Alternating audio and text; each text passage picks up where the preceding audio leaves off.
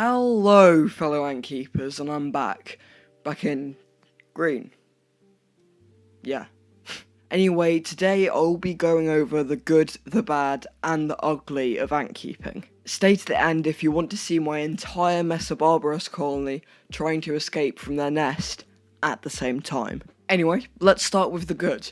My Camponotus Nicobarensis colony has kind of had a population boom, but before I show you that, let's give them a nice meal. First, removing their previous meal with some lanky tweezers, then placing in a piece of waxed paper, dropping in some sugar water with a pipette, then chopping in 2 mealworms, and what the hell, some protein jelly, which they have never had before. What they have had before is a cockroach, but I think that they genuinely prefer mealworms. Okay, I'm closing up the Outworld now. Can you watch the ants while I'm gone? Yeah, okay, thanks. See ya.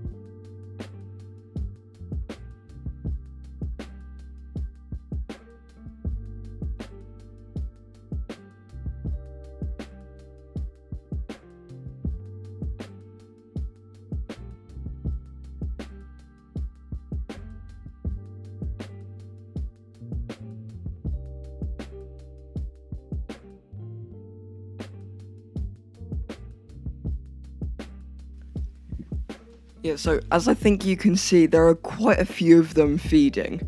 Let's come back in a few hours and look inside the nest. Meanwhile, let's look at the bad news.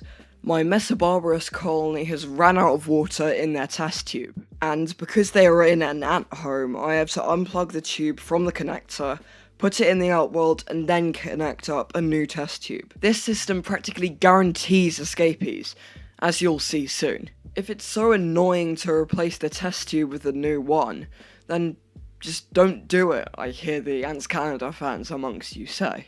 Well, there must be a water supply inside of the nest, so that humidity is kept up, and the ants can easily get water to make ant bread, which is the main source of protein for the young of the colony in granivorous species such as these. With that said, time for the ugly. How exactly will I go about getting a new test tube in? Step 1, make a quarantine bin, an idea I got from Ants Britannia, which if you aren't already subscribed to him, go over and do it.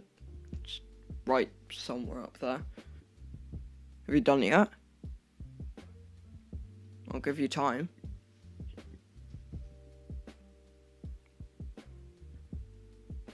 Okay, you're back. Let's continue with the video. Step 2, plug up the entrance with some cotton wool, which I eventually managed to do. Step 3, get all of the ants that are currently in the Outworld and put them into the quarantine bin. This is probably gonna take some good amount of time.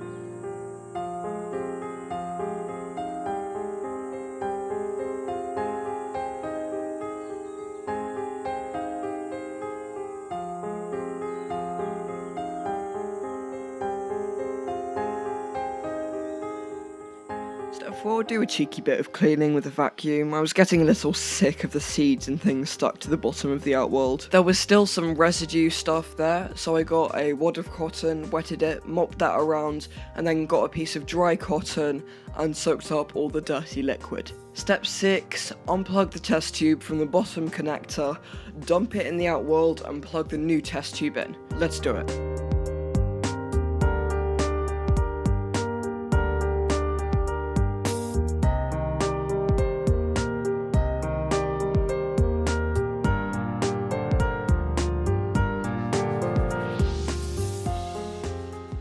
Immediately, so many escapees. Try and get those back in, but hey, I've got the new test tube plugged in at least. Step 7, leave them to move in for 2 days in peace. Step 7, come back, ensure that they have moved in, and remove the old tube. I would feed them, but they have all of the seeds that they need already. Anything else that I need to put in this video? Oh yeah, I haven't shown you the Camponotus Nicobarensis in their nest yet. Let's go ahead and do that real quick.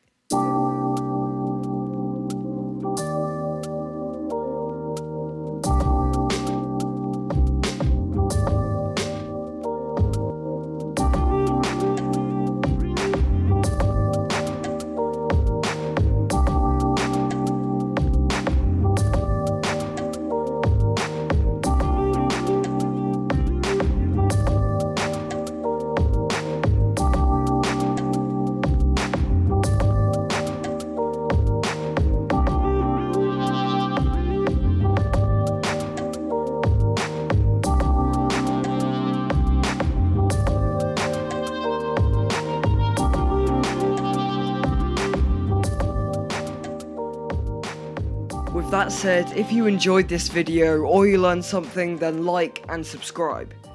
If you didn't, then don't, and I'll see you in the next video.